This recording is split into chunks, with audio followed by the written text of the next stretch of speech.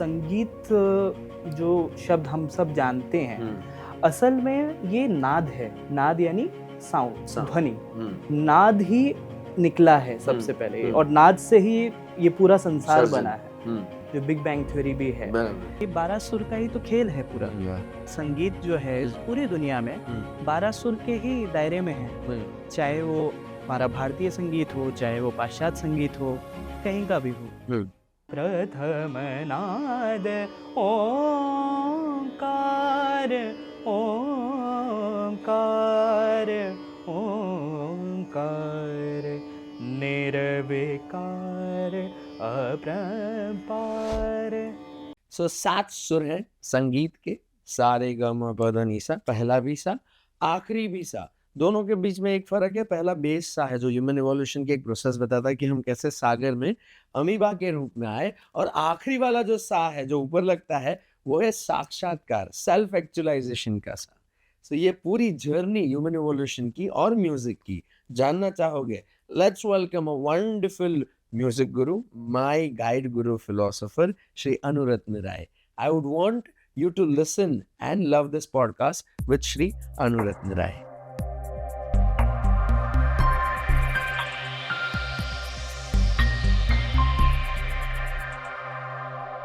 मैं आभारी हूँ 2024 के साल का कि मैं आपसे मिल पाया, और मैं इसकी अगर कड़ियाँ जोड़ूं तो मैं आभारी हूँ मेरे एक शिक्षक का, जिनसे मुझे संगीत के बारे में थोड़ा बहुत जानने का मौका मिला। उनका नाम छाया व्यास मिल है, जिनका हारमोनियम अभी मैं लेके आया क्लास में।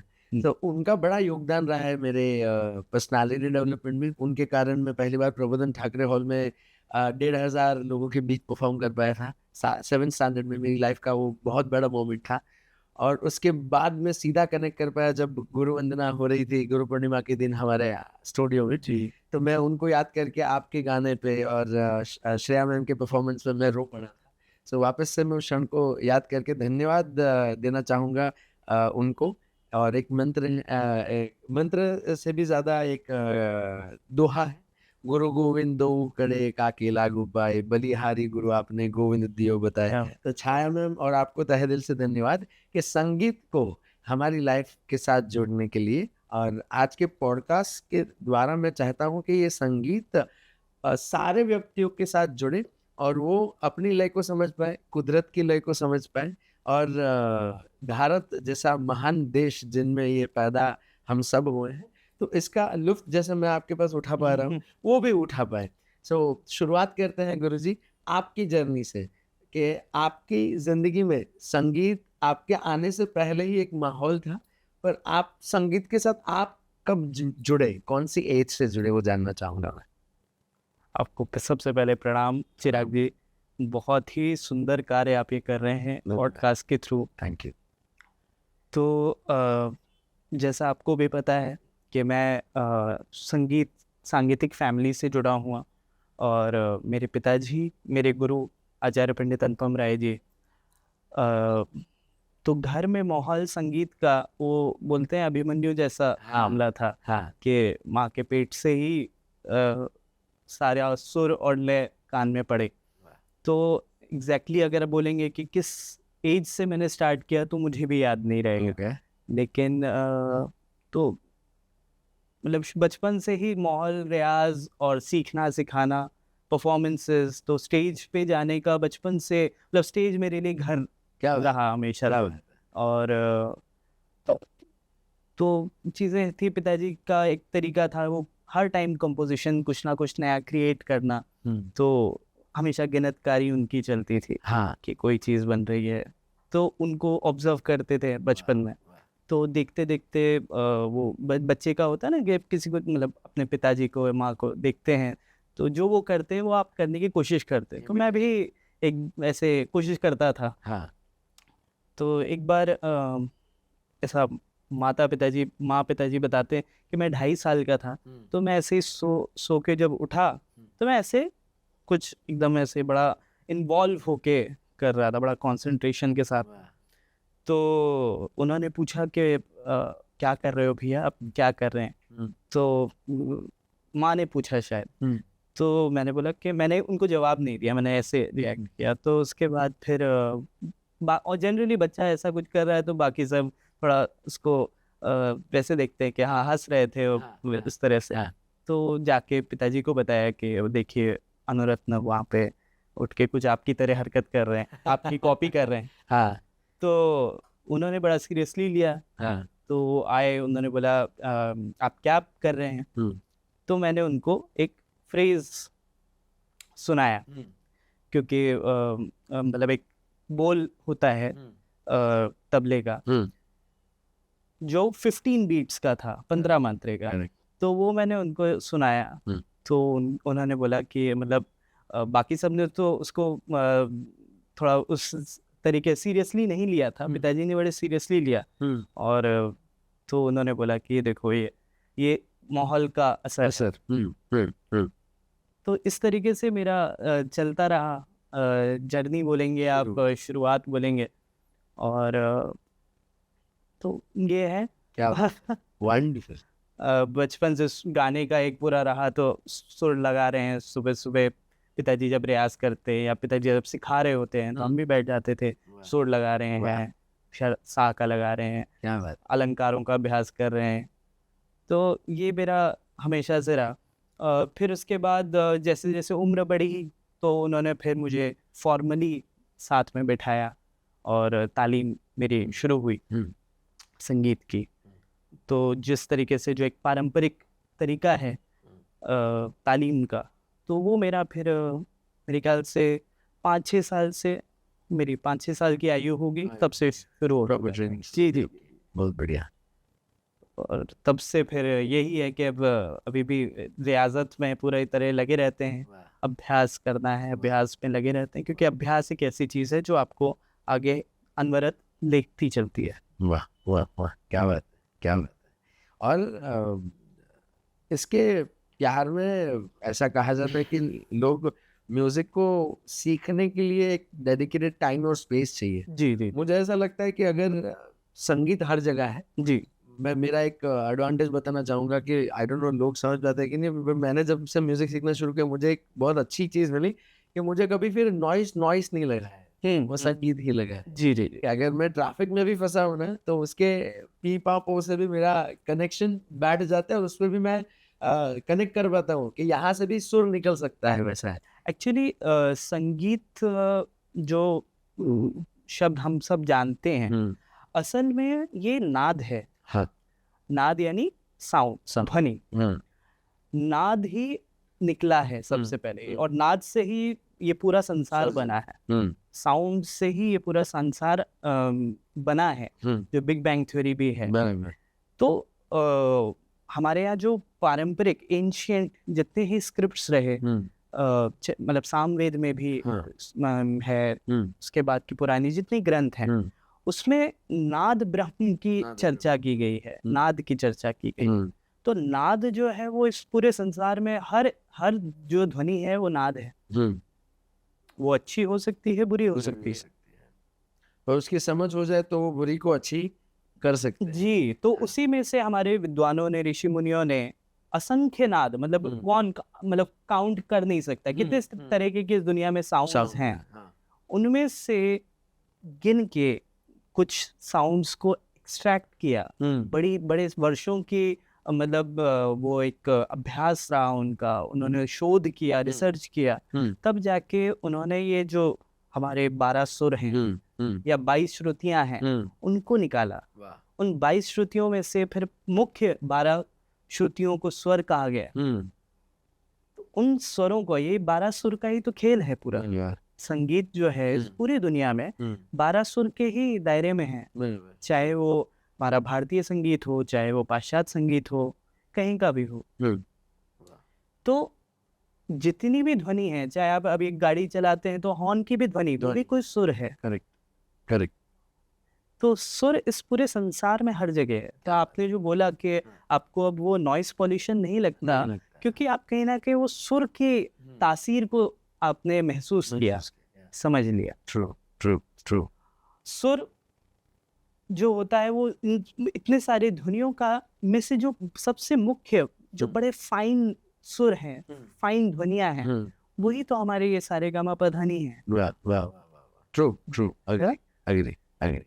ऐसा एक और एक मेरी फेवरेट लाइन है, जी जी पोथी पढ़ी पढ़ी जुग भया, पंडित भया न कोई, ढाई आखर प्रेम का, पढ़े सो पंडित होए। तो आप लास्ट 10 साल से गुरु शिष्य परंपरा से सिखा रहे हैं, आप 20 साल से परफॉर्म कर रहे हैं, जी। तो आपका ये जो प्यार है संगीत के प्रति, वो इवेंचुअली बढ़ता ही गया और बढ़ता ही जा रहा है। आपके अगर इंस्टाग्राम के प्रोफाइल पे जो देख रहा हूँ कि आप कैसे एक नॉर्मल जो गाना है उसके साथ मिक्स मैच करके भी कितना बहुत प्यारा सा कंपोजिशन में सुन पाया, और गूज़बम्स आते हैं वो सुन के। तो वो प्यार कैसे उत्पन्न हो सकता है लोगों में, क्योंकि आज के ज़माने में मैं देख पा रहा हूँ एक इशू ये है कि हम मानव हैं, हम भारतीय लोग हैं, तो हमारे में अंदर वो भाव राग और ताल होना ही चाहिए जो आवश्यक है। हम व्यक्ति को व्यक्ति तभी कह पाते हैं जब वो व्यक्त करे, और उसके व्यक्त करने के भी तरीके में हम पकड़ पाते हैं कि ये सुरा है या बेसुरा है ना, ये एक्सेप्टेड होगा ये या निग्लेक्ट करने जैसी व्यक्ति होगी, तो उसमें उनके सुर का भी महत्व बहुत बड़ा होता है। जी सो आपके पास सीखने का जो मौका मिला, वो उसमें मैंने एक चीज ऑब्जर्व की, आपके द्वारा ही मैंने कहीं ना कहीं सुना था कि पहले तो गुरुओं की भी परीक्षा होती थी ऐसा, तो अननोइंगली हम भी जजमेंटल हो जाते हैं शिष्य होने के बावजूद। तो आपका प्यार देख के मुझे लगा कि अरे अरे इनसे तो लाइफ टाइम सीखना बनता है, because you love music so so very much, and I feel so blessed कि आपने भी आपके गुरुजी से ये पाया है। ये तो आपने जो बात बोली है, हमारे यहाँ बुजुर्गों ने, गुरुओं ने हमेशा ये बोला कि पानी पियो छान के, गुरु करो जान के। तो ऐसे गुरु बिल्कुल नहीं करने चाहिए। आप जिनसे भी सीख रहे हैं उनके बारे में आपको पता होना चाहिए कि कौन है, क्या है, क्या किया है। क्योंकि आपने शुरू में बात बोली कि गुरु परंपरा, गुरु शिष्य परंपरा, ये एक बहुत ही इम्पोर्टेंट चीज़ है, क्योंकि ये खाली संगीत सीखना नहीं है, संगीत खाली सीखा नहीं जाता, संगीत उतारा जाता है, संगीत को जिया जाता है। संगीत एक जीने की अवस्था है, संगीत को जिया जाता है। तो हम गुरु शिष्य परंपरा में खाली संगीत सीखते नहीं है, संगीत को जीते हैं। हम संगीत में ही खाते हैं, संगीत में ही सोते हैं, संगीत में ही मजाक होता है, क्या बात है, संगीत में ही बातें होती हैं।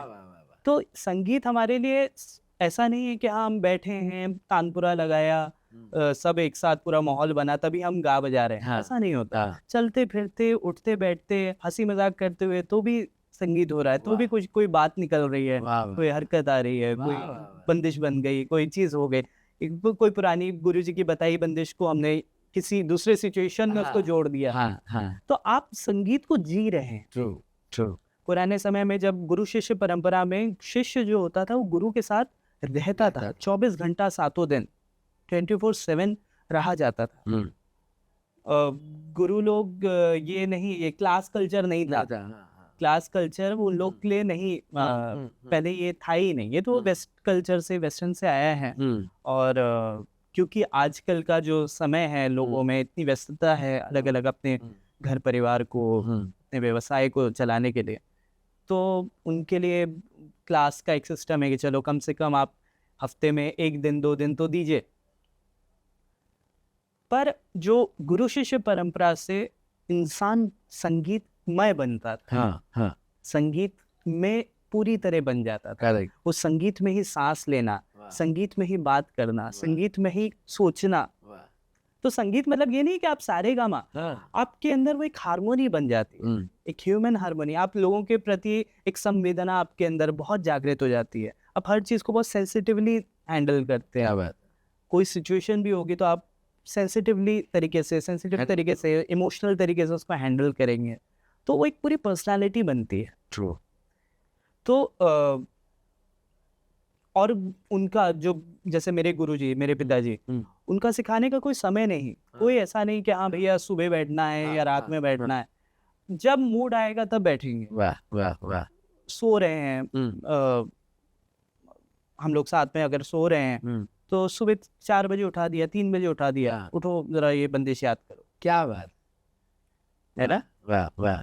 फिर बोला सो जाओ, 2 घंटे बाद वापस उठाया, बोले देखो इसका अंतरा याद है। अरे वाह। क्योंकि उनका संगीत कहीं लिखा हुआ नहीं नहीं है, वो सब उनके अंदर, वो जो उन्होंने सीखा वो उनके दिल दिमाग में बैठा। वाह वाह वाह वाह कब कौन सी बात आएगी उनको भी नहीं पता। वाह वाह, क्या बात। तो हम लोग को तो एवर रेडी रहना है, बस हाँ। प्रसाद वो वहां से बस प्रसाद गिरे हो हम ग्रहण कर लें। वाह वाह। ये एक शिष्य का धर्म और एक शिष्यत्व भाव होना चाहिए। क्या बात है, क्या बात है।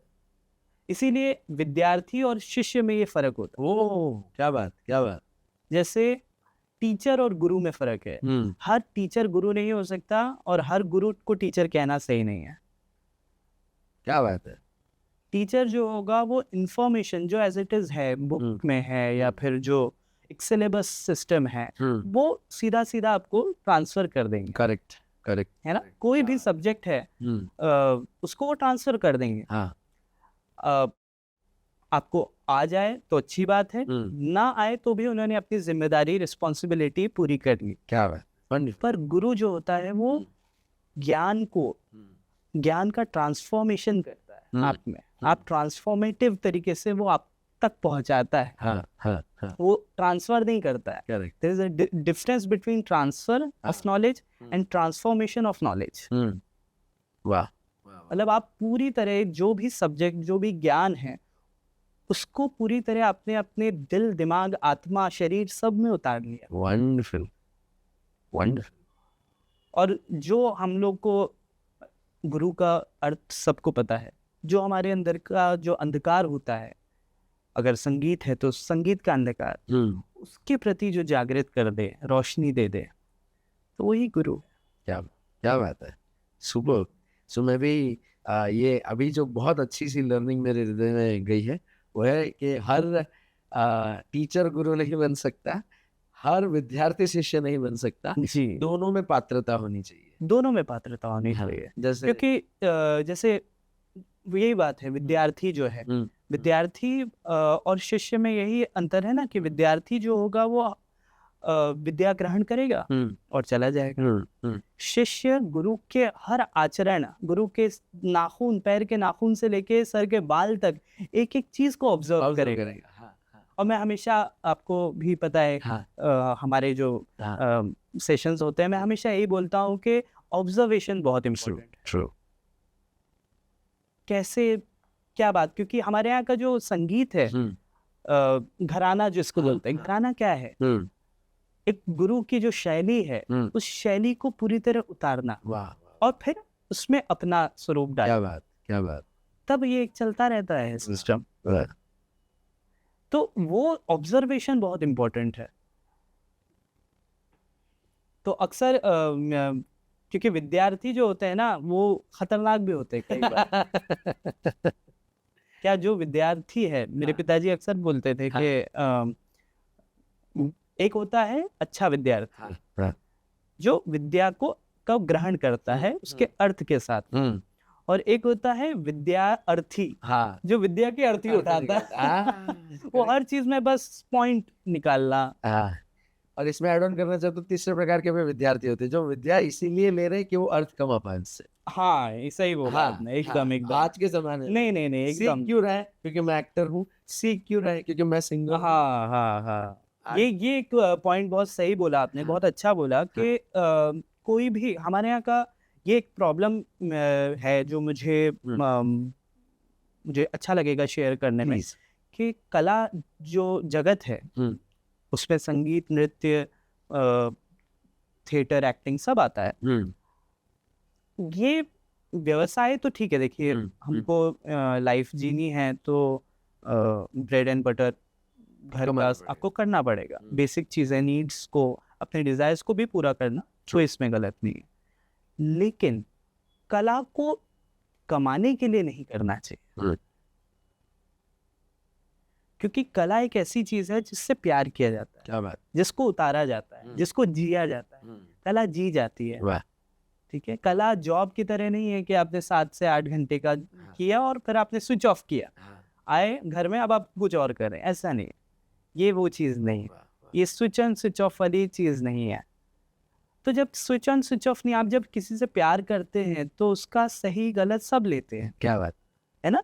प्यार मोहब्बत में आप ये नहीं देखते कि वो यार वो बहुत अच्छा होगा तो ही होगा, उसके ये गलत चीज है। मतलब वो एक कहावत, एक मुहावरा है ना कि कड़वा कड़वा थू, मीठा मीठा गप। ये पहली बार सुन रहा हूँ, जी, बहुत बढ़िया है। हाँ, मीठा मीठा गप और कड़वा कड़वा थू, ऐसा नहीं होता प्यार में। अगर मीठा गप है तो कड़वा भी गप करना पड़ेगा। ये प्यार लोगों को व्यक्तियों से हो जाता है, फिर आगे जाके तकलीफ जी देता जी, है।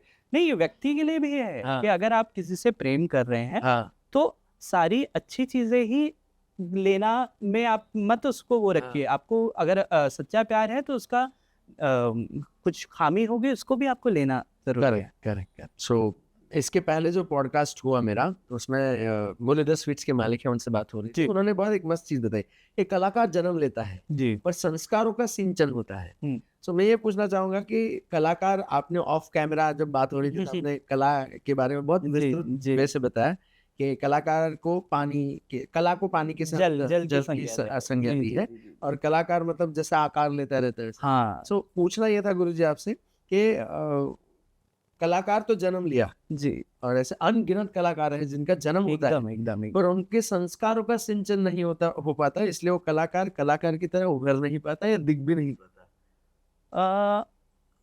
है, ये भी बात है।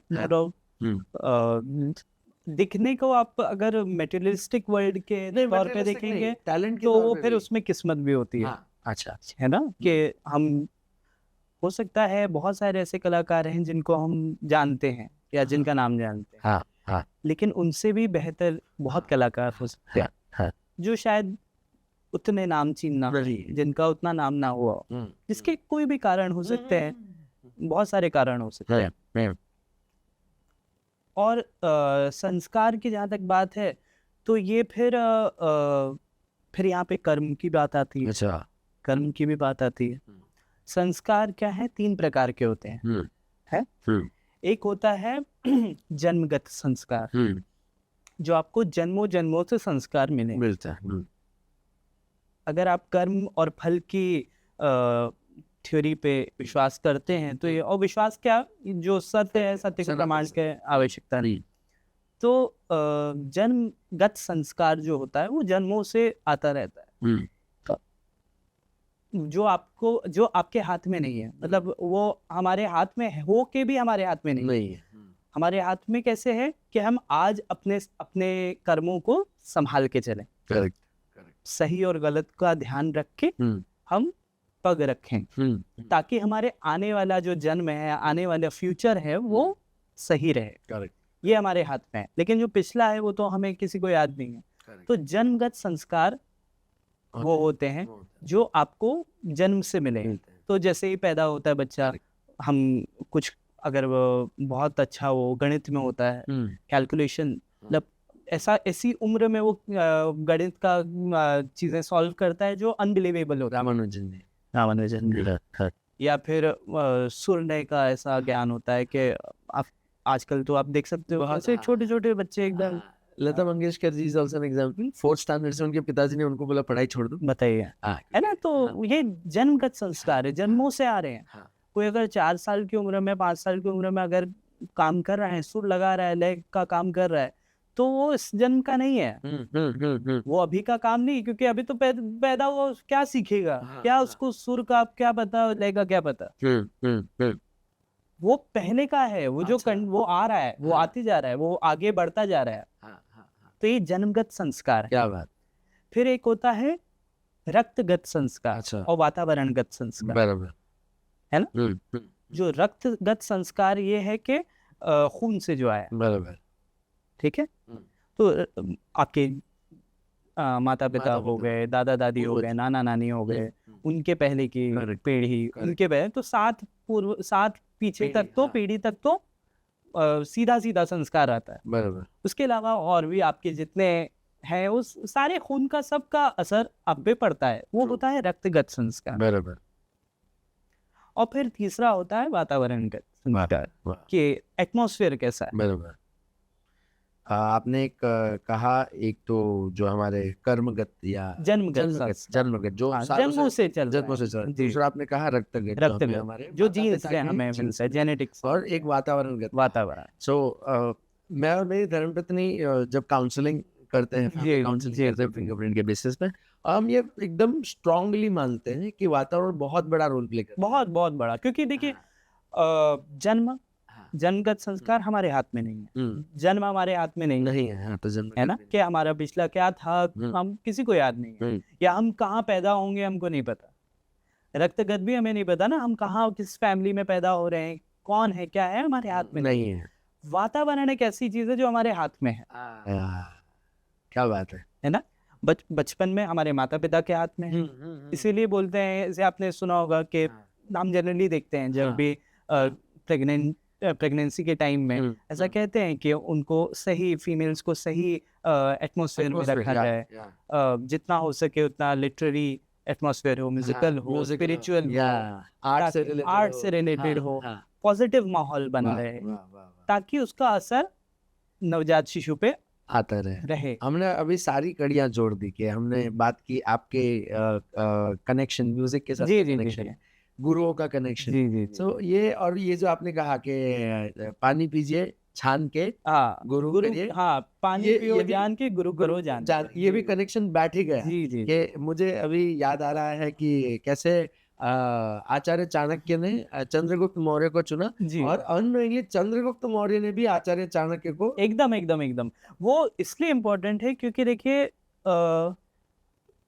जो अभी मैं संगीत की बात करूं, तो संगीत एक ऐसा विषय है, ये सरेंडर करने का सब्जेक्ट है, सरेंडर करना। तो सबसे पहला जो सरेंडर है वो आप अपने गुरु के प्रति कर सकते हो, क्योंकि वो दिख रहे हैं साक्षात।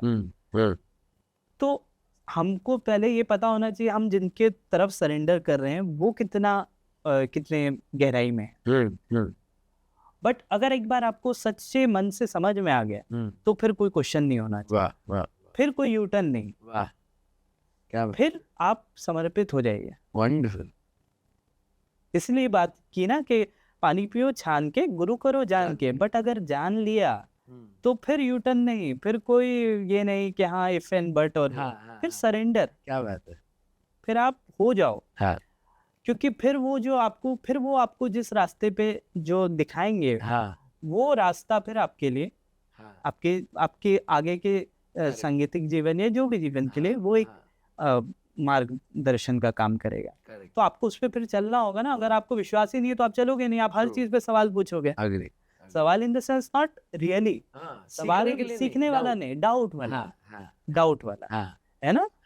तो वो फिर थोड़ा सा चीज यूटर्न वाली हो जाती है, क्योंकि बहुत सारी चीजें ऐसी होती हैं जो गुरु बताते नहीं है, वो करा देते हैं। क्या बात है, गुरु बहुत सारी चीजें बताते नहीं, वो करा देते हैं, है ना। हम लोग जैसे प्रोग्राम बचपन से करते हैं, तो कभी कुछ हुआ प्रोग्राम बहुत अच्छा हुआ, कभी नहीं उतना अच्छा हुआ।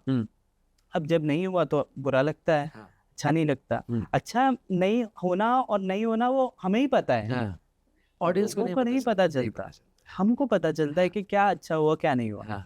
तो जब अक्सर ऐसा होता था कि नहीं अच्छा हुआ और गुरुजी को पता चले कि मतलब वो तो हर चीज़ एकदम कड़क तरीके से देखते थे, कोई उसमें कुताही नहीं। उन्होंने कभी भी अपने शागिर्दों और बच्चों में कोई भेदभाव नहीं, मतलब वो सबके सामने हम लोग को एकदम पूरी तरह, मतलब जिसको मंत्र उच्चारण के साथ मतलब आप समझ गए क्या मंत्र उच्चारण। आपको पता है गुजराती में हम कहते हैं कि वडीलोनी गाड़ू એટલે ઘીની નાળું, मतलब बड़ों से मिली गालियां जी वो घी की डली जैसी है। सच में क्योंकि जो चीजें उन्होंने उस तरीके से बताई वो जिंदगी भर याद रहेगी। अभी तक तो मतलब ऐसा है कि एकदम ताजा है और वो आगे भी रहने वाला है। क्या बात।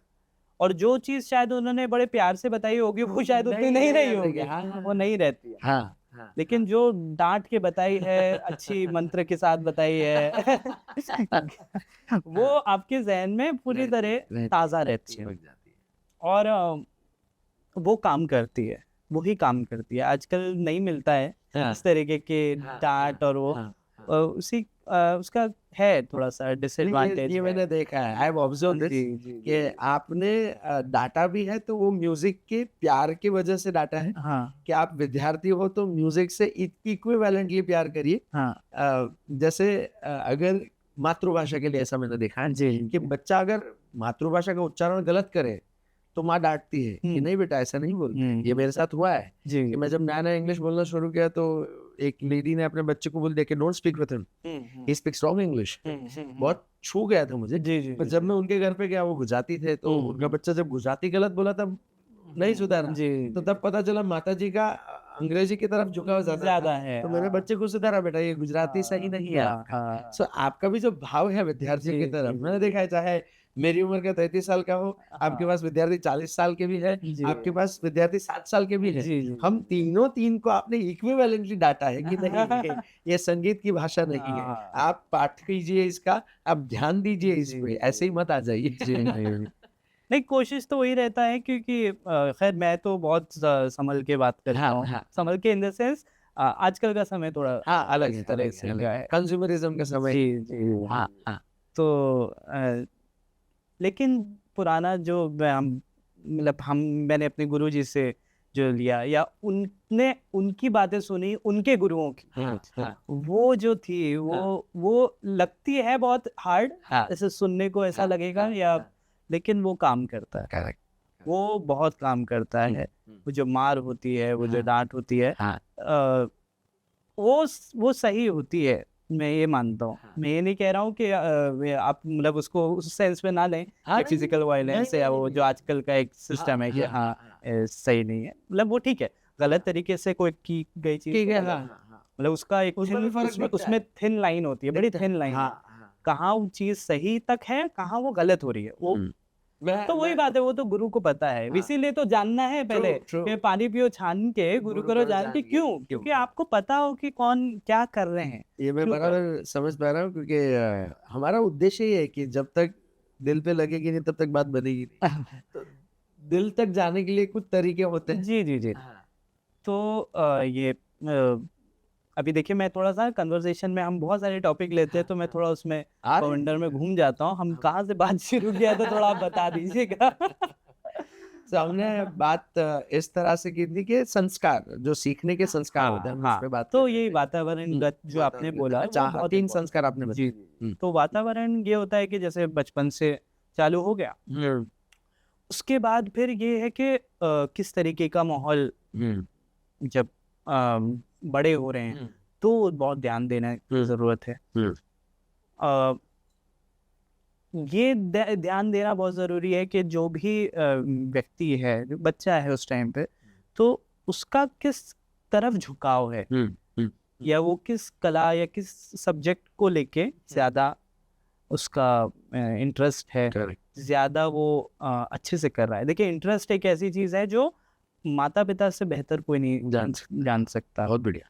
तो क्योंकि जब आप बाहरी, और माता पिता को वो इंटरेस्ट जो है वो बच्चे के ही को देख के करना चाहिए, दूसरे को देख के नहीं कि हाँ उसने अपने दोस्त को देखा, उसके बच्चे को देखा ये क्लास कर रहा है, इस क्लास में गए, उस क्लास में गए, वो इंटरेस्ट देख के। आपके लिए तो ये घर पे ही मिल गया रहेगा आपको अपना। मैं तो हाँ, मतलब संगीत सुर लय के अलावा फिर कुछ कहीं ध्यान नहीं रहता।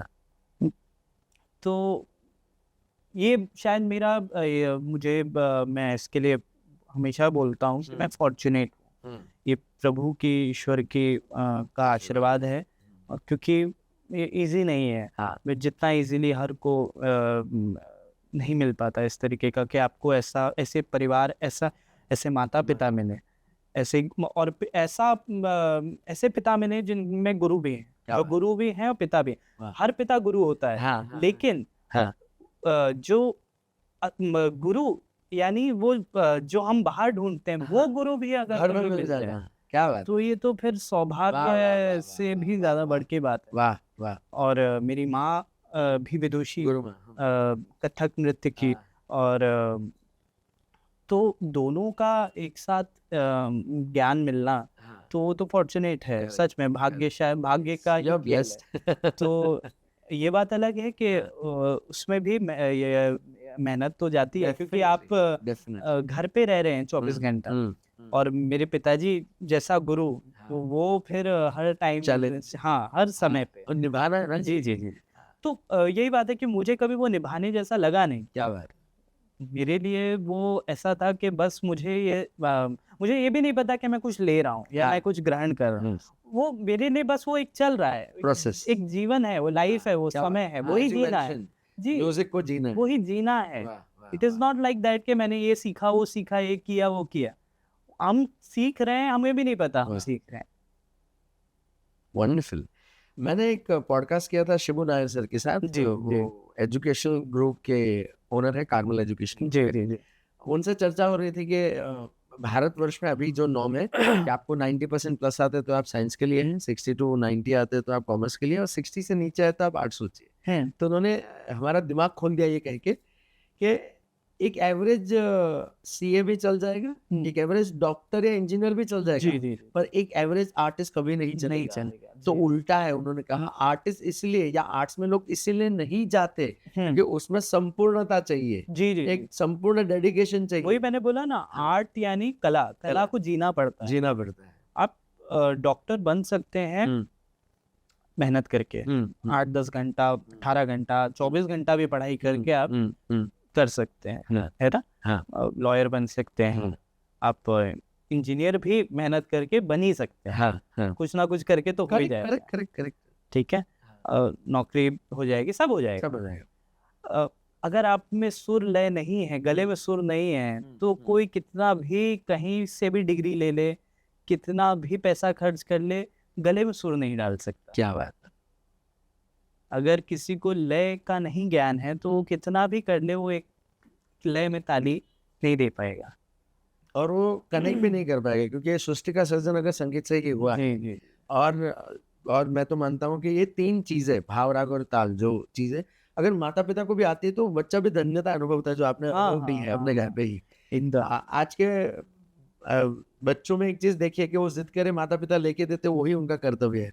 तो मुझे लगता है उनका कर्तव्य ये भी होगा कि उनके साथ जीना शुरू करे, उनके साथ गाना शुरू करे, उनके साथ नृत्य करना शुरू करे, उनके साथ घूमना शुरू करे।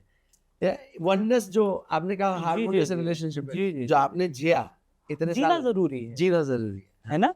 जीना बहुत जरूरी है, बातचीत करना जरूरी है, अनुभवों का आदान प्रदान, खास करके अपने फैमिली में जितने भी बड़े हैं, नॉट ओनली पेरेंट्स, आपके और भी जो एल्डर्स हैं, उन सबका एक्सपीरियंसेस, उनकी स्टोरीज, उनकी लाइफ स्टोरीज, बात उस पे होनी चाहिए, करनी चाहिए बातें, क्योंकि वो हमें कहीं ना कहीं हमारी आँख खोलती है।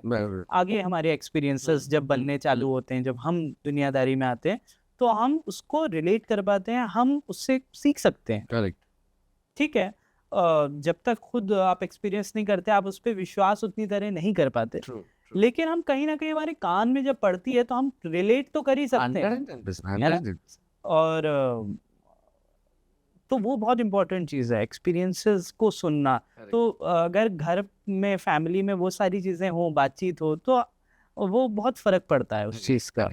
And you're blessed with that thing? हाँ, मैं तो मतलब हम अक्सर, मैं मतलब ऐसे ही शेयर करूं कि हम लोग का डिनर जो होता था बहुत लेट हम लोग करते। अब तो खैर कोविड के बाद से थोड़ा डिसिप्लिन आ गया है, तो लेकिन पहले ऐसा था कि 12 बजे 1 बजे, मतलब 11 बजे तक तो रियाज हुआ, सीखना हुआ, रियाज हुआ, सब हुआ, तो 11-12 तो ऐसे ही नॉर्मल था, 12:30 बज जा।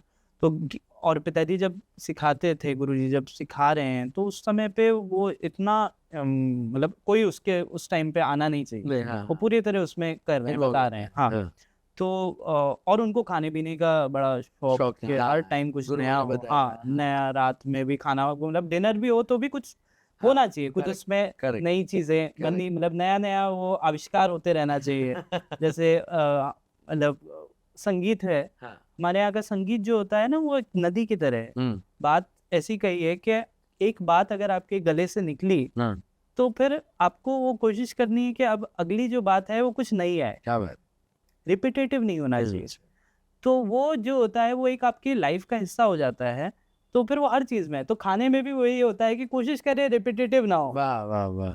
अच्छा अभी बीइंग नॉर्मल अभी माँ के लिए तो वैसा ही रहेगा कि यार खाना बनाना है रोज सुबह शाम ऐसा करना है तो क्या फिर तो उनका ये रहता है चलो पूछ लेते हैं हाँ भाई पूछ लेंगे हाँ जो बताएंगे वो बना लिया जाएगा हाँ तो अब क्योंकि वो सिखा रहे हैं सिखाते टाइम तो पूछ नहीं सकते तो उसमें फिर देरी हो जाती है हाँ तो सपोज 11:30-12 बजे वो थोड़ा सा ऐसा थोड़ा नॉर्मल इजी माहौल हुआ मतलब ऐसा हुआ कि हाँ अब जाके पूछा जा सकता है हाँ तब वो आती है कि हाँ हाँ। भाई बताइए क्या खाएंगे हाँ तो फिर वो तो 12 बजे खाना बनता है तो हाँ। फिर 1:30-2 बजे तक हम खाना है तो ये हम लोग का रेगुलर Routine था। रहा ही रहा मतलब हाँ। ऐसा ही होता था 2 बजे खा रहे हैं 1:30 बजे खा रहे हैं हम्म और डाइनिंग टेबल पे बैठे खाना खा रहे हैं एंड देन फिर मैं उनसे कुछ कुछ सवाल पूछता था कि आप ये राग जो है ये बंदिश है ये राग किसने बनाई या ये कैसे हुआ ये बंदिश जो आपने सिखाई इसकी क्या स्टोरी है आपने कैसे सीखी या और कोई का कि हाँ वो जो गुरुजी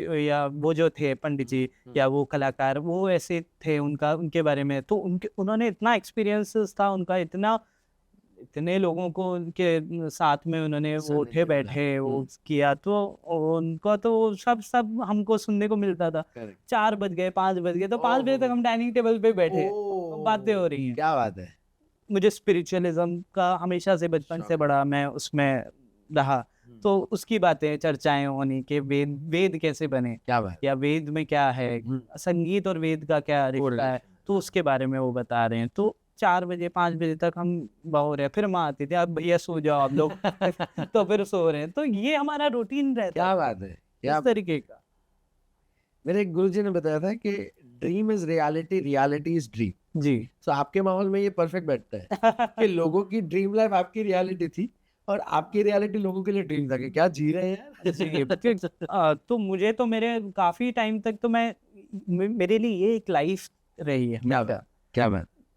ऑब्वियसली मेरे समय में इतना मोबाइल का कल्चर इतना नहीं था मोबाइल और टैबलेट तो बहुत बाद में फिर आया तो मोबाइल हमारे लिए वैसा नहीं था कि बचपन से हम चला रहे हैं वैसा कर रहे हैं या था भी तो फिर इतना हम मतलब इंग्रॉस नहीं होते थे कि हर टाइम मोबाइल देखा तो वो एक बहुत इंपॉर्टेंट चीज़ है जो आज और पहले में थी क्या जीना लोगों के साथ बात करना बहुत जरूरी है कम से कम अपने घर वालों के साथ घर पे मोबाइल भी ले रहे हैं कर रहे हैं मैं आज भी मेरी कोशिश रहती है कि मैं रहता है काम देखिए पूरा काम मोबाइल में ही होता है हर चीज़ होती है तो रहते हैं हम भी मोबाइल में रहते हैं लेकिन फिर भी मैं कोशिश करता हूँ कि जब टाइम मिले तो अपने परिवार के साथ रहूं बात करूं शेयर करूं उनकी किस्से कहानियां सुनूं कुछ मेरे साथ घटित हुआ तो वो शेयर करें बात करें वो एक कन्वर्सेशन है हम कुछ देखते भी हैं तो कोशिश करते हैं सब साथ में मिलके देखें क्योंकि ये एक बहुत इंपॉर्टेंट चीज है आपके अपने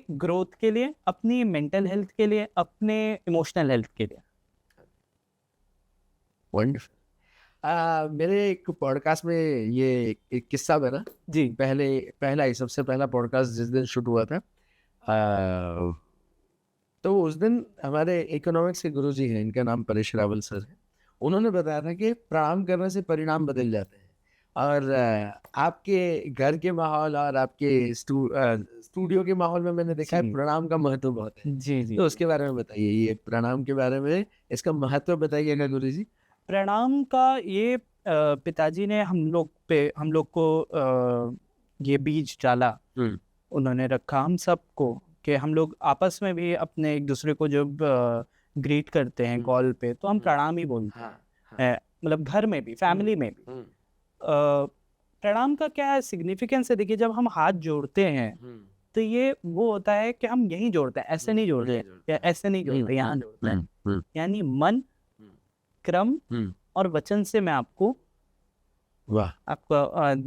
ग्रीट करता हूँ। क्या बात है मन कर्म वचन जी तो ये एक रहा हमेशा और हम लोग हमेशा वही मैंने अपने स्टूडेंट्स को भी यही बताता हूँ कि भाई प्रणाम बोलेंगे तो ज़्यादा अच्छा है हमारी भारतीय सभ्यता में भी रहती है और बड़े छोटे सबको ये ऐसा नहीं होता कि हाँ बड़े हैं इसलिए प्रणाम कर रहे हैं छोटे हैं तो उनको नहीं छोटे भी हैं उनको भी बड़े हैं उनको भी प्रणाम। वाह वंडरफुल सुपर। एंड और एक चीज़ अच्छी लगी कि your love can be seen in your students' eyes, क्योंकि आपके हर उम्र के विद्यार्थी को जी जी जी जी एंड सारे 4 साल के बच्चे से लेके 50 साल के व्यक्तियों को भी इतने ही प्यार से आपके पाँव छूते हुए देखें। तो वो बहुत अच्छा लगता है, क्योंकि हम भी टीचिंग फील्ड में एक अननोन वांट होती है कि वो उस लेवल पे जाके हमसे बात करे। तो आपने कहा सरेंडर भाव, ये पहला सरेंडर भाव क्लास में आते कि लोगों का आपका पाँव छूना, आपसे बात करना थोड़ा अजीब लगता है मुझे, क्योंकि थोड़ा अजीब है। हाँ। लेकिन जब कोई छूता है तो मैं उसको वैसे नहीं देखता कि ये मुझे छू रहे हैं। मुझे लगता है कि मेरे गुरु, मेरे दादा गुरुओं का जो प्रसाद दिया है उन तक जा रहा है। मेरे एक हर चीज का एक फिजिकल फॉर्म होता है जो एक उसको कनेक्ट करता है, क्योंकि ये एक एनर्जी साइंस की बात है। एनर्जी जो होती है वो बहुत इम्पोर्टेंट होती है, इसलिए बोलते हैं सबके पाँव नहीं छूने चाहिए। अच्छा, सबके पैर नहीं छूते।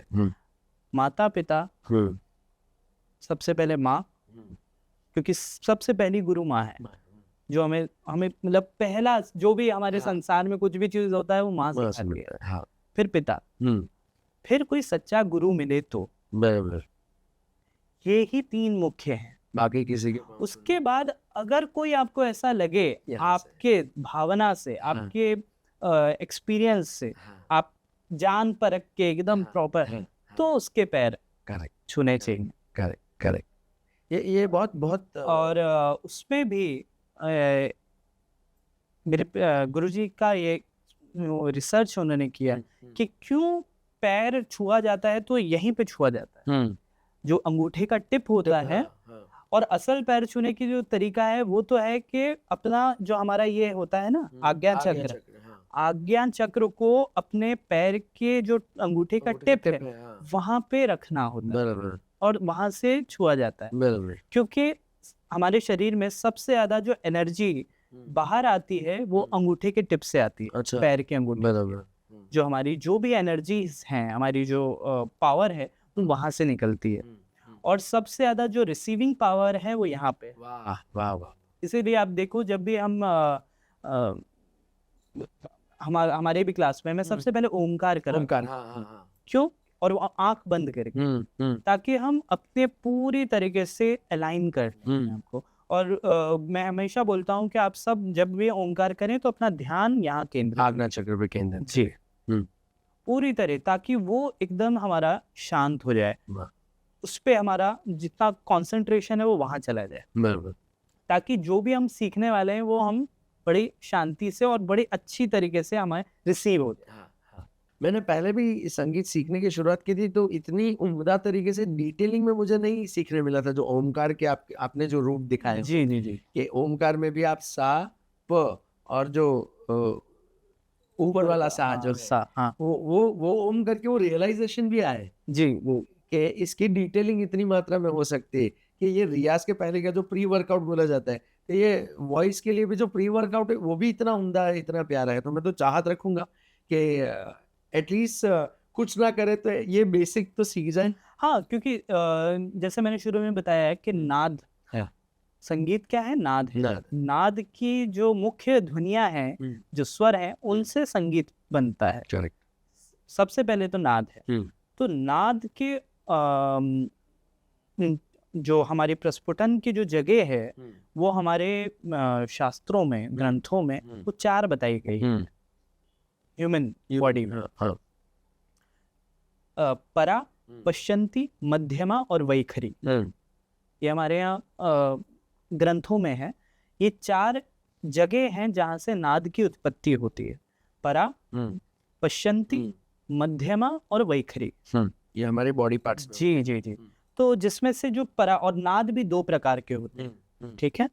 एक होता है आहत नाद, ठीक है, और एक होता है अनहद नाद, है ना? तो अनहद नाद वो होता है जो आहत, सबसे पहले आहत नाद पे बता दूं। आहत नाद वो होता है जो 2 चीजों के घर्षण से साउंड आती है। जैसे ये ताली बजे, ये दोनों का जब एक साथ हुआ तो जो नाद उत्पत्ति हुई, ये आहत नाद। या फिर ये साउंड या कोई भी साउंड हो गई किसी भी तरीके की, वो कोई ना कोई चीज के घर्षण से होती है। वाइब्रेशन जब वो हम मारते हैं तब वो साउंड प्रोड्यूस होती है। करेक्ट। गले से जैसे है, हाँ। तो हमारे वोकल कॉर्ड्स हैं, इंस्ट्रूमेंट है ये, यहाँ पे भी अंदर सब कॉर्ड्स हैं, तो जब हम सुर छेड़ते हैं तो वो छेड़ा जाता है। करेक्ट। तो ये आहत नाद में आता है। बराबर।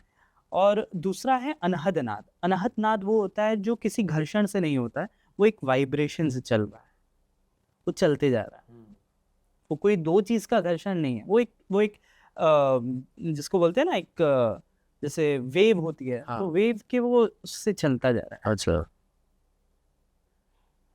तो वो चीज जो होती है वो योगिक क्रियाओं से होती है। जब हम योग तपस्या ध्यान जब करते हैं, ध्यान करते समय क्या बोलते हैं, अपने अंदर के ध्वनि को सुनिए। या अनहद हाँ, नाद। अनहद नाद। या जैसे हमारी सांस है, जो सांस जो है ना, वो सबसे बढ़िया और सबसे मुख्य, जब हम पैदा होते हैं तब से चलता हुआ एक जाप है, कांस्टेंट है। इसको एक जाप की संज्ञा दी है, जिसको बोलते हैं अजपा जाप। अच्छा। बिना जपा हुआ जाप, अरे वाह, अजपा जाप। क्या बात। तो हम जब सांस लेते हैं तो सो की ध्वनि होती है, और जब छोड़ते हैं तो अहम की ध्वनि।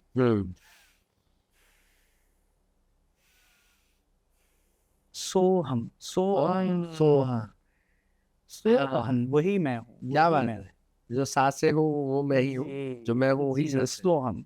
क्या बात। तो ये एक अजपा जाप, ये भी एक नाद है जो अनहद चलता जा रहा है। ये हम ले नहीं रहे, ऐसा नहीं है कि हम बड़े फोर्सफुली ले रहे हैं, ये चलता जा रहा है। हाँ, ये अनहद है। अनहद नाद। यही जब हम ध्यान करते हैं, जब तपस्या करते हैं, योग करते हैं, तो हम उस पे ध्यान केंद्रित करते हैं, ध्यान लगाते हैं कि हाँ सांस पे ध्यान रखो। सांस ले रहे हैं, आहिस्ता आहिस्ता सांस छोड़ रहे हैं, पूरा ध्यान सांस पे होता है।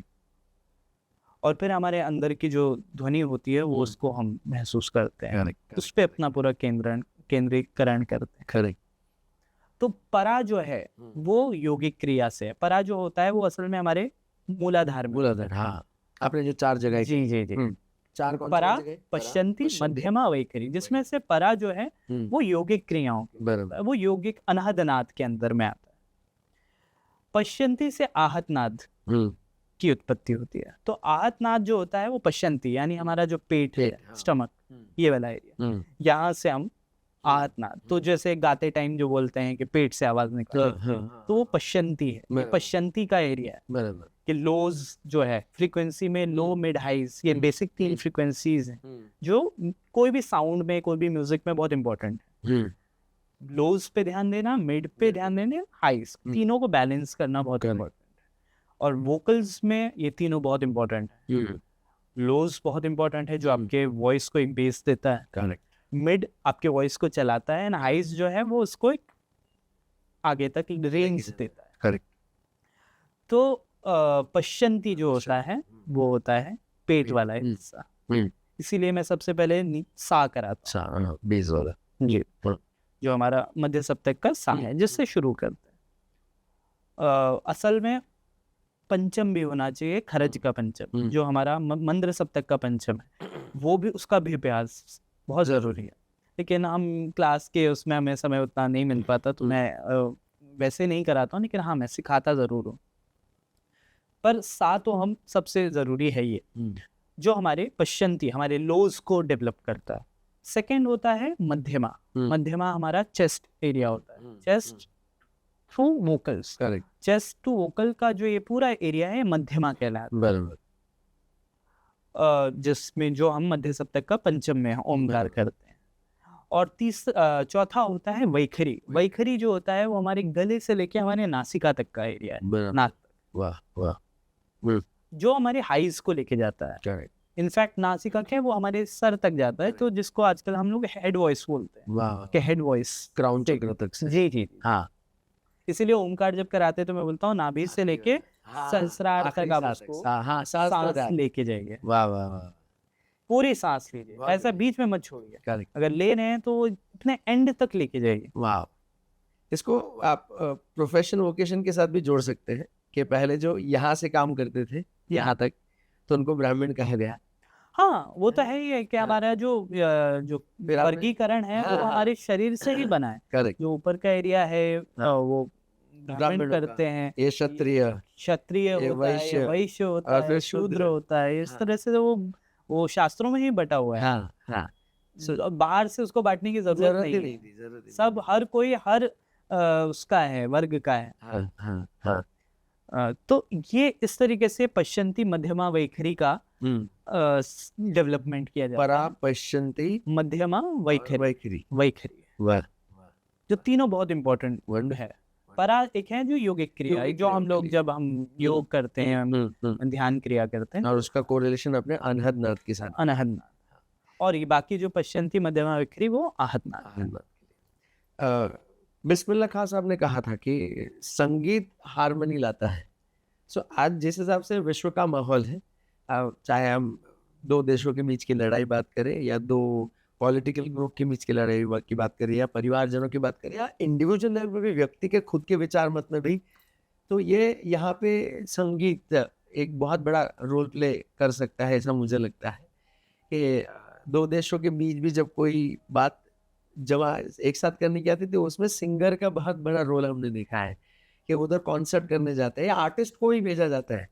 इंडिया पाकिस्तान के लिए जब भी एक मिलाप करने की बात है की, तो बहुत बार आर्टिस्टों के थ्रू ही, ये कोई पॉलिटिशियन नहीं कर पाते, ना कोई क्या बोल सकते हैं उसको, बुद्धिजीवी नहीं कर पाते, बट आर्टिस्ट कर पाते हैं। सो मैं पूछना चाहूंगा कि लोगों के घर में भी हारमोनी लाने के लिए संगीत का एक योगदान हम इस माध्यम से देना चाहेंगे। संगीत सबको सीखना चाहिए, केवल गाने के लिए ही नहीं। हाँ। संगीत के संस्कार सीखने चाहिए। संगीत खाली सुर लय का ही काम नहीं है, वो संस्कार का काम। संस्कार होता है तब संगीत होता है। करेक्ट। संगीत करके संस्कार, मतलब ऐसा नहीं हो सकता कि आप जो हैबिट्स हैं उनको साइड करके आप संगीत सीख लें, नहीं हो पाएगा। करेक्ट। आप कभी नहीं उसको एक दिन, 2 दिन, महीना भर कर लेंगे, चला लेंगे, लेकिन वो आप लॉन्ग टर्म उसको नहीं कर पाएंगे। करेक्ट। और आप में अगर सुर लय नहीं भी है, मैं इसलिए ये भी बोलता हूँ, अगर नहीं भी है तो भी संगीत के संस्कार जरूर आप लेने चाहिए। तो ये दिख जाता ना जी, क्योंकि देखिए हर कोई तानसेन नहीं बन सकता, मियां तानसेन हर कोई तो नहीं बन सकता, लेकिन कानसेन बन सकता। अरे क्या बात है ना, कान से तो आप सही गलत का विश्लेषण कर सकते हैं, परख कर सकते हैं। आप अपनी भावनाओं को, भाई कोई कितना भी प्रैक्टिकली, मतलब जो एक सो कॉल्ड प्रैक्टिकल माइंडसेट होता है, कोई कितना भी प्रैक्टिकल हो, वो अपने माँ के प्रति उसका एक भाव होता ही है। अपने माँ पिता के प्रति नहीं भी तो चलो, अपने बच्चे के प्रति जो उसका खुद का संतान है, उसको कोई कितना भी बोले कि हाँ नहीं, मैं किसी दूसरे का काम देख के मुझे नहीं, मैं मतलब किसी को बोलो कि हाँ खुश हो, तो बोलता है नहीं मैं प्रैक्टिकल हूँ, मैं उससे ना। लेकिन जब वही बच्चा जब करता है तो उसके मतलब फेस पे स्माइल आ जाता है, यानी वो है इमोशन, है ना। यस। तो संगीत जब आप सीखते हैं तो आप वो जो इमोशन है, संवेदना है, उनके प्रति जागरूक। वाह वाह वाह वाह। जितनी भी तरीके की संवेदना, वो चाहे वो हमारे यहाँ रस में उसको बांटा गया है, नव रसों में, तो चाहे वो शांत रस हो, चाहे वो करुण रस हो, चाहे वो वीर रस हो, चाहे वो श्रृंगार रस हो, भक्ति रस हो, कोई भी रस हो। वाह। हम जब ये बात करते हैं ना कि बच्चों को सीखने दीजिए संगीत और ये सब, ये पैशन की बात है, तो उनमें जीना शुरू हो गए ना, तो पेरेंट्स का कहना ये होता है कि इससे आजीविका तो नहीं आ सकती। तो मैं बताता हूँ कि अगर किसी को आर्टिस्ट कुदरत बनाना चाहती है और संजोगवश अगर उसको आर्टिस्ट ना बनने दिया जाए तो क्या होता है, तो वर्ल्ड वॉर 2 होता है। हिटलर की घटना है कि वो पेंटर बनना चाहते थे। जी। तो संजोगवश वो पेंटर नहीं बन पाए, इतना पैसा नहीं जुटा पाए, माताजी को कैंसर था उनकी, वो नहीं मिल पाए, तो आउटकम ये आया, हमने देखा। और उल्टा भी होता है कि अगर संगीतकार हो तो वो वर्ल्ड वॉर की कंडीशन से भी वापस एक उस्ताद बड़े गुलाम अली खां साहब की एक बात है कि उन्होंने बोला था कि अगर 1947 के समय में भारत में, पूरे भारत में, अखंड भारत जो था हमारा, कम से कम पाकिस्तान और बांग्लादेश ये वाला एरिया, अगर हर घर में सुर और लय होता तो पार्टीशन ही ना हो। क्या बात है, भारत पाकिस्तान अलग ही नहीं। क्या बात है, अगर हर घर में सुर लय हुआ। वाह वाह वाह वाह। ये उस्ताद बड़े गुलाम अली खां साहब ने बोला था वाह वाह वाह कि हर घर में सुर लय अगर होता तो आज अलग ही नहीं हुए होते। वाह वाह। तो सुर लय की ये तासीर है, ये शक्ति है। आप जब सुर में रहते हैं, सुर यानी ऐसा नहीं, सुर का मिजाज भी होता है। जरूरी मतलब सुर खाली गाने से नहीं होता, सुर मिजाज से भी होता है, व्यक्तित्व से भी होता है। सुर में रहना, हम अक्सर हम लोग संगीतिक भाषा में बोलते हैं, जब कोई थोड़ा सा अलग थोड़ा से मिजाज का होता है तो बोलते हैं ये थोड़ा सा बेसुरा है। संगीत की भाषा वही बोला, संगीत में जीने की बात है, यही बात है। कोई होता है अच्छा होता है, बोलते हैं हाँ बड़ा सुरीले मिजाज का है। इसको बराबर से अगर मैं समझ रहा हूँ तो जिसके पास ज्ञान है या तो संस्कार है सुर के, तो वो सुर में जिएगा। हाँ, मतलब वो इसका एक पर्सनालिटी ही वैसा बनेगा ना। हाँ, और वो नहीं होगा तो वो दिखेगा कि ये बेसुरा है। और मैं अगर थोड़ा बड़ी बात कर दूं छोटे मुंह, हाँ, तो वो असुर प्रकृति का है। वो बेसुरा है, संभला नहीं तो वो असुरिक प्रवृत्ति का हो सकता है। That's what the thing is कि ये इसीलिए तो गुरु चाहिए होता है कि भाई हम सुर में आ जाएं, है ना। और वो सुर खाली इससे नहीं होता कि हम तानपुरा लगा के गाएं, वो ही चीज है। वो आपको ऑब्जर्वेशन, आपको वो उतारना पड़ेगा, जीना पड़ेगा। ऐसे एकदम खाली यहाँ टाइम देखा, बैठे और ये किया, लिखा, सीखा, बस उसको रिकॉर्ड किया, उससे नहीं बात नहीं। आपको उसके अंदर डूबना पड़ेगा। वो एक डुबकी लगानी पड़ेगी, वो डुबकी का काम है। करेक्ट। उसमें डूबो थोड़ा, सुर लय में डूबेंगे तो आप सुरीले बनेंगे ही बनेंगे। अगर आप सुरीले नहीं है मिजाज के और आप संगीत कर रहे हैं, कहीं ना कहीं आप डूबे नहीं है। जो भी संगीत का अच्छा कलाकार होगा उसका मिजाज सुरीला होगा ही होगा, क्योंकि वो डूबा है, उसमें जिया है।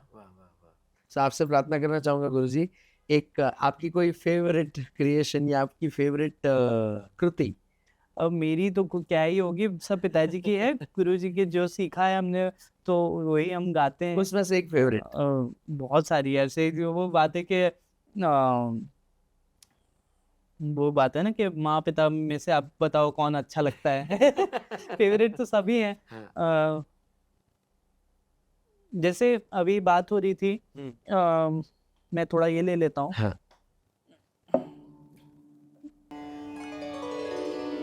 तो फेवरेट बहुत सारी चीज़ें हैं, लेकिन आज हम लोग की जो एक ओमकार को लेके मैंने जो बात बताई आपको, ओमकार की महिमा पे एक मेरे पिताजी की बंदिश है राग पुरिया कल्याण में,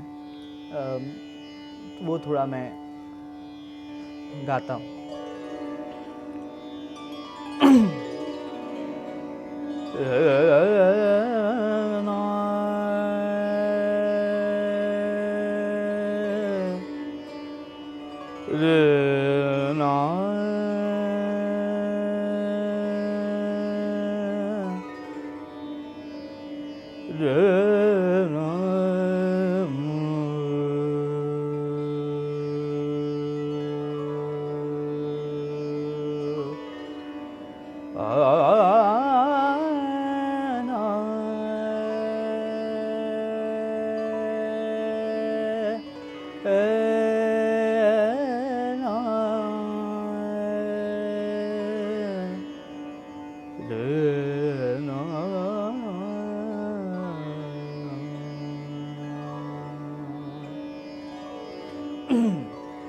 प्रथम नाद ओंकार, ओंकार, ओंकार।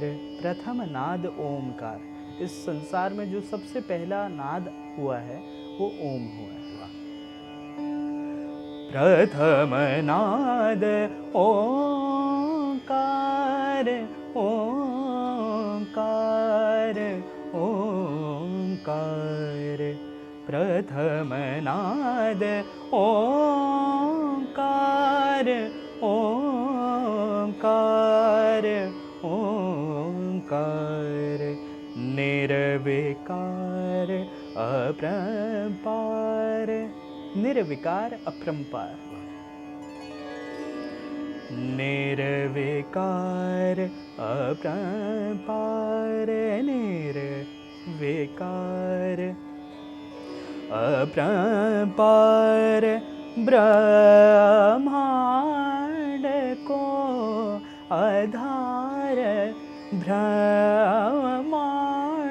को आधार एक ही तू निरंकार प्रथम नाद ओंकार ओंकार ओंकार एक ही तू निरंकार एकम सत एक ओंकार।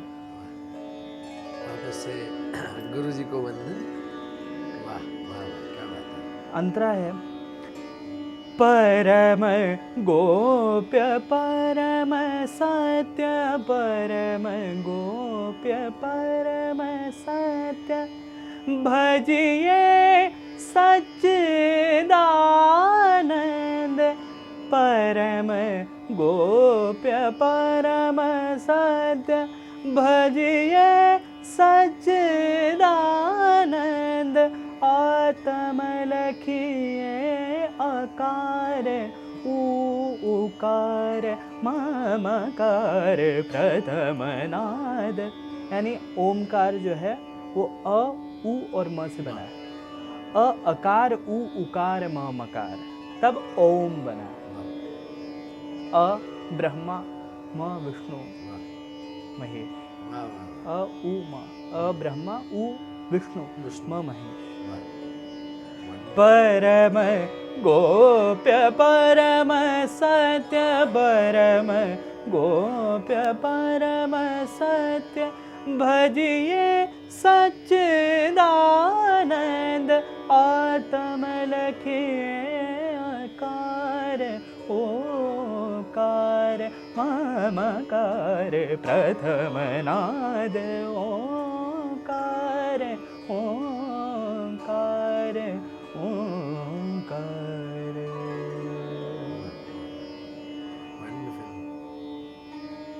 तो ये एक रचना जो हम आज बात कर रहे हैं उसके बारे में बड़ी सुंदर थी, ओमकार के बारे में।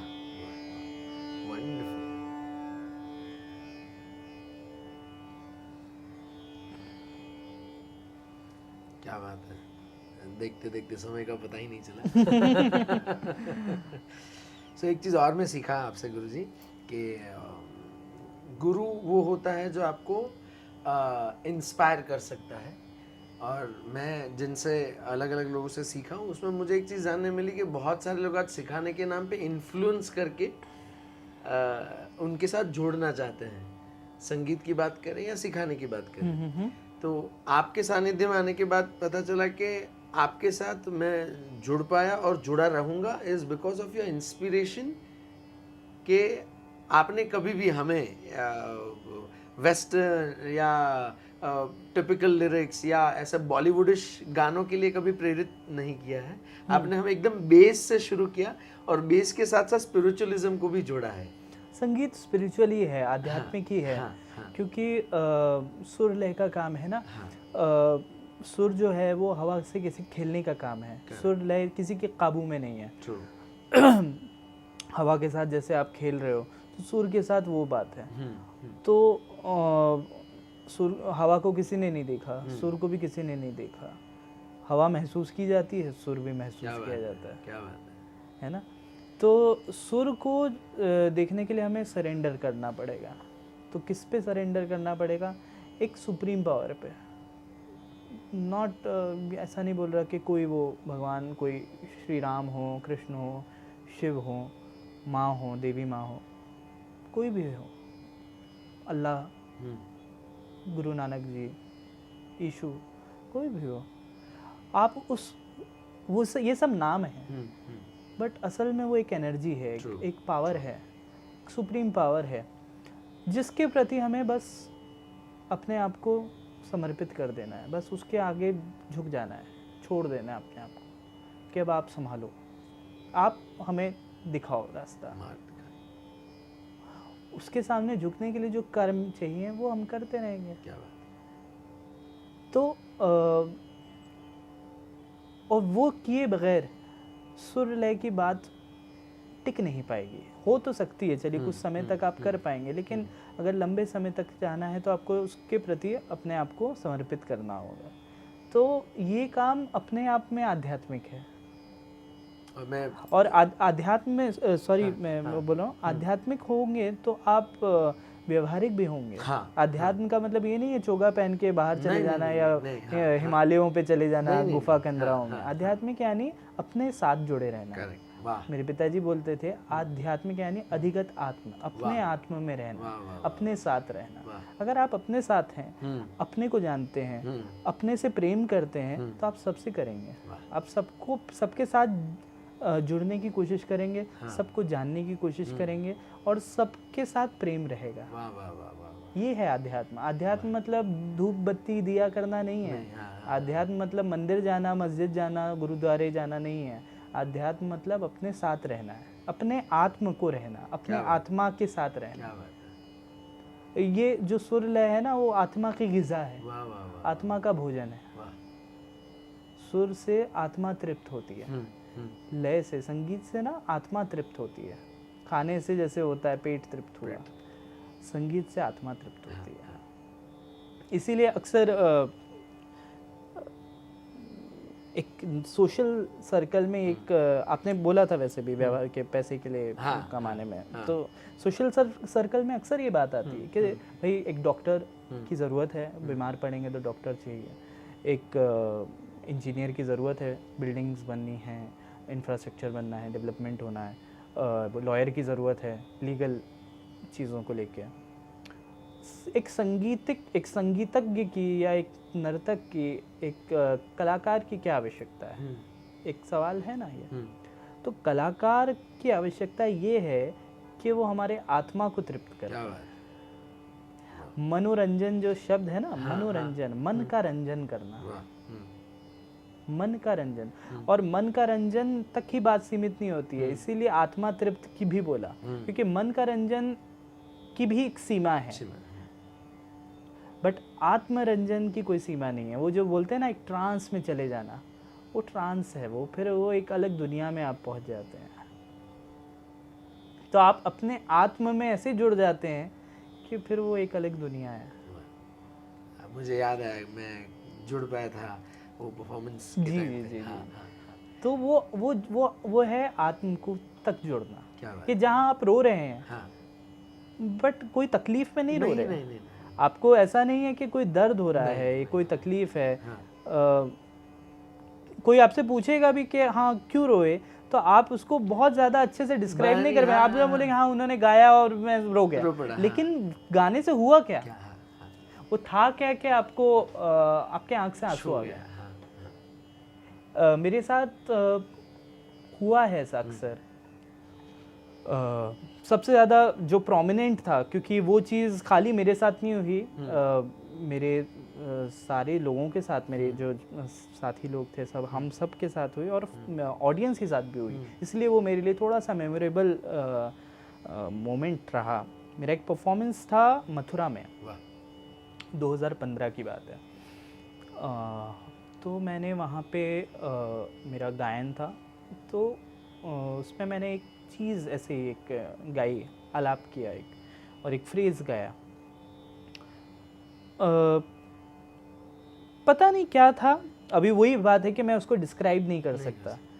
कि मैंने जैसे ही वो एक सुर लगाया, मेरी आँख से सीधा आंसू आ गए, मेरी आँख से आंसू आ गए, मेरी आँख भर गई मेरी आँख से। और क्यों भरी, क्या हुआ, मुझे भी नहीं पता।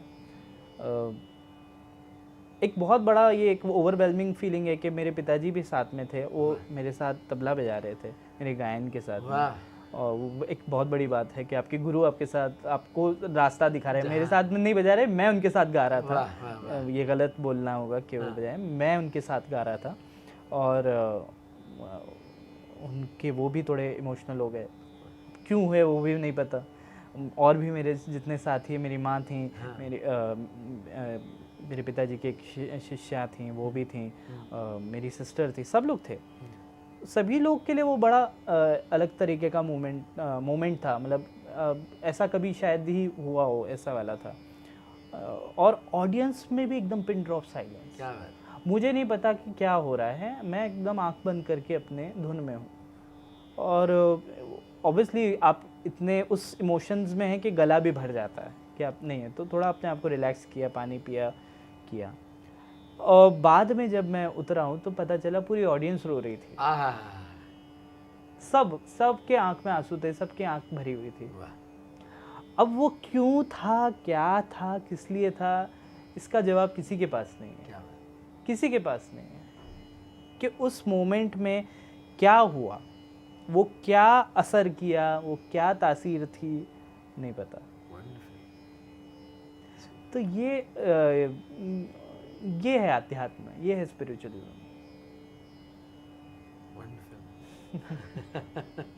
बस यही चाहते हैं कि लोग समझे इसको कि व्यक्ति बनने के लिए संगीत का महत्व बहुत है। अंत करेंगे एक कहानी से। जी जी। कि जब सोक्रेटिस को जहर दिया गया, उसके बाद उनके शिष्य थे प्लेटो या प्लूटो, मैं थोड़ा नाम में गलती करूँगा तो माफ़ करिएगा, प्लूटो शायद से। तो वो लोगों को मिलने गए, मिलते पूछने लगे कि तुम कौन हो। तो किसी ने अपना डेजिग्नेशन बताया, मैं ये हूँ, मैं वो हूँ। फिर वो एथेंस के सबसे ऊपर पहाड़ पे चढ़ के जोर से चिल्ला के सबको गालियां देने लगे और रोने लगे कि मेरा गुरु आपको सिखाते सिखाते जहर पी के मर गया, कि आप इंसान हो।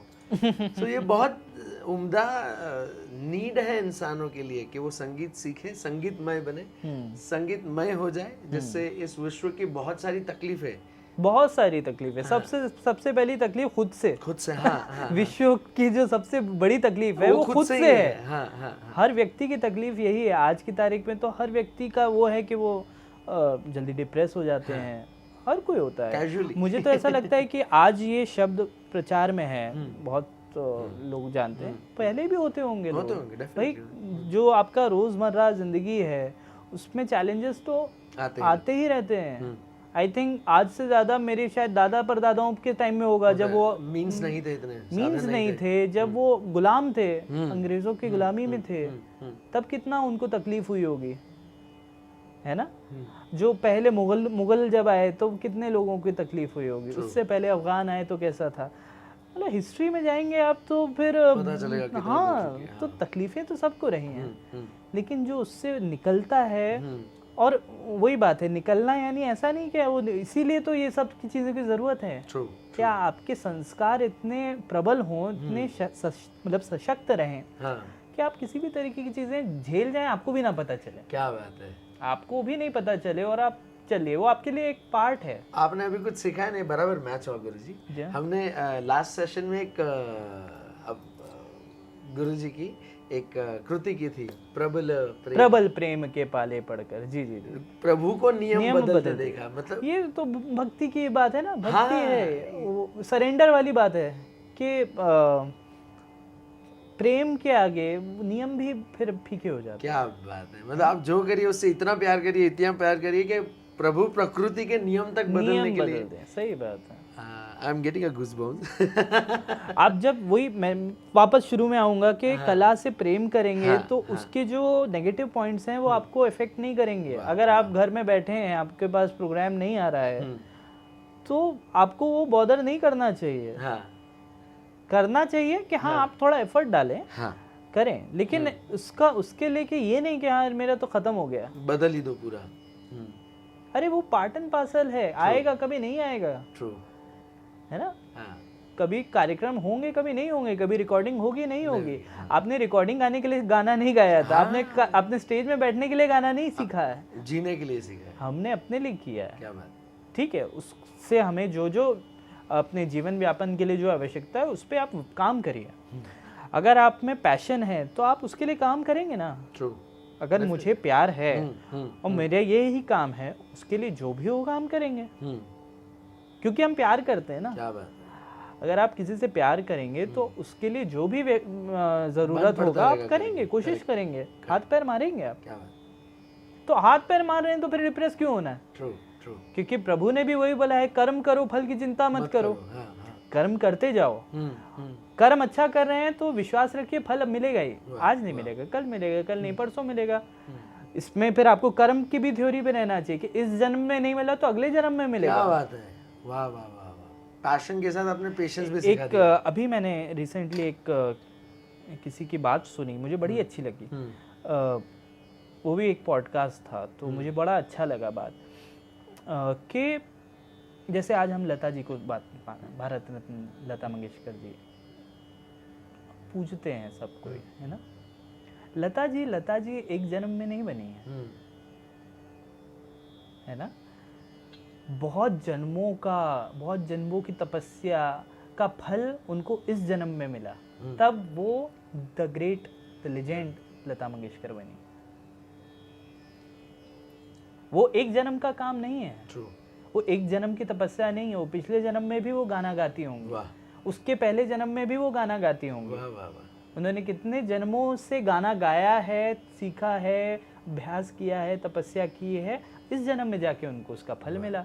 हो सकता है उसका भी और बहुत फल हो जो आगे अगले जन्म में मिले। ये चलने वाला नियम है, संसार है। जो भी आज हमको दिख रहा है वो एक जन्म का नहीं है, पहले का भी है। तो अगर हमें आज कुछ नहीं मिला तो उससे हमको निराश नहीं होना है, हमें तो काम करते रहना है। आज नहीं मिला, अगले जन्म में मिलेगा। आप प्यार करते हो तो वो करो, बस आप हमारे हाथ में प्यार करना है। तो सिर्फ ये जीवन साथी के लिए सीमित नहीं है कि 7 जन्म मिले, नहीं, उनके साथ साथ उनको जो पसंद है हर चीज के लिए है, हर चीज के लिए। आपके व्यक्तित्व के लिए है। क्या बात है। आपका व्यक्तित्व आपने जिस तरह आज बनाया है वही असर करेगा अगले जन्म में भी। जो आज है उसका वो पिछले जन्म का असर किया हुआ है। तहे दिल से धन्यवाद आपको, गुरु माँ को, दादा गुरु को, कि इतना हमें आध्यात्म के बारे में जानने मिला, संगीत के बारे में जानने मिला। And the way I feel blessed, I want each and every child, youngster and old to feel. So this feeling is the best gift that I have received from you today. Thank you so very much. धन्यवाद। आपने मुझे podcast में यहाँ पे बुलाया। Interviews बहुत सारे हुए हैं लेकिन इस तरीके की चर्चा मेरी ये पहली बार है जहाँ पे मैं ऐसे ही कन्वर्सेशन कर रहा हूँ, क्योंकि ये बातें हम लोग जनरली करते हैं बैठ के सेशंस में, या कभी ऐसे आपके घर पे हम आए तो बातें हो रही हैं, आप हम मेरे घर में आए, घंटों तक हम बातें करते हैं। तो उसको इस तरीके से हमारे जितने भी दर्शक हैं, व्यूअर्स हैं, उनसे शेयर करना इस तरीके से एक बहुत अच्छा इनिशिएटिव है आपका कि बाकियों को भी उसका लाभ मिले, या बाकी से भी हम शेयर कर सकते हैं। लाभ तो देखिए हर व्यक्ति किसको कैसे लेता है उसके ऊपर है, लेकिन एटलीस्ट उन तक बात पहुंच जाए, घर घर तक बात पहुंच जाए। And would love to share, आपने अभी एक बहुत बढ़िया सा एक स्टूडियो ओपन किया है बोरीवली वेस्ट में। बोरीवली वेस्ट में मेरा स्टूडियो है, some the first beat studio. हमने नाम भी उसका संगीतिक रखा है, सम। हमारे ताल शास्त्र में या संगीत में ही जो सम है वो पहली मात्रा, वो सम होता है। हम लोग हर चीज सम पे आते हैं, सम पहली मात्रा कहलाती है। तो some the first beat studio, ये हमारे स्टूडियो है बोरीवली वेस्ट प्रेम नगर में। और बहुत सारी मल्टी एक्टिविटीज़ के लिए है वो पूरा, वर्कशॉप्स, रिहर्सल्स, दादा गुरु के भी दर्शन करता हूँ क्योंकि उनके 2 प्रखर शिष्य वहाँ पे सिखाते हैं। जी। तो एक आप हो और एक श्रेया मैम भी है जो कथक सिखाते हैं। जी। So, it's a blessing, it's a really a blessing to have. हम वही कोशिश करते हैं कि जो हम धूल हैं, उन पिताजी के चरणों की धूल हैं, मैं अपने आप को धूल ही मानता हूँ। तो वो धूल मिट्टी जो है मेरे पास, जो मैं हूँ, वो आप लोग तक भी, लोगों तक थोड़ा बहुत उसकी झलक बस थोड़ी दे दूँ, थोड़ा दे दूँ, क्योंकि वो तो एक बहुत बड़ा समंदर, बहुत बड़ा पर्वत, उनका काम पर्वत है, हम उसकी छोटी सी धूल हैं। तो कोशिश करते हैं सब तक पहुँच जाए, और आप तक पहुँचता है तो हमको भी और उससे, मतलब ये ऐसा नहीं है कि आप ही को फ़ायदा हो रहा है, मुझे भी होता है जब मैं, क्योंकि ये एक वही है ना, अविरल धारा है। ज्ञान ऐसा है, ज्ञान जितना बांटो उतना बढ़ता है, यही मैंने सीखा है। तो मैं कोशिश करता हूँ जो मेरे पास है, जो मुझे आती है, आमद आती है, वो मैं आगे दे देता हूँ। और एक ही प्रार्थना आपसे वापस से कि हम जैसे आपको मना पाए आज के पॉडकास्ट के लिए, भविष्य में भी मना पाए। नहीं, आप आदेश दीजिए। आप हमारे इतने प्रिय हैं, और आप लोग जो वही बात है, प्रबल प्रेम के पाले पड़कर, प्यारों से, अपने प्रेमी लोगों से तो आदेश दिया, उन लोग को आदेश मिलता है। आप आदेश दीजिए कि हाँ आपको आना है, हम तो वैसे आ जाएंगे। थैंक यू सर, मुझे बहुत अच्छा लगा। आभार, तहे दिल से धन्यवाद। शुक्रिया।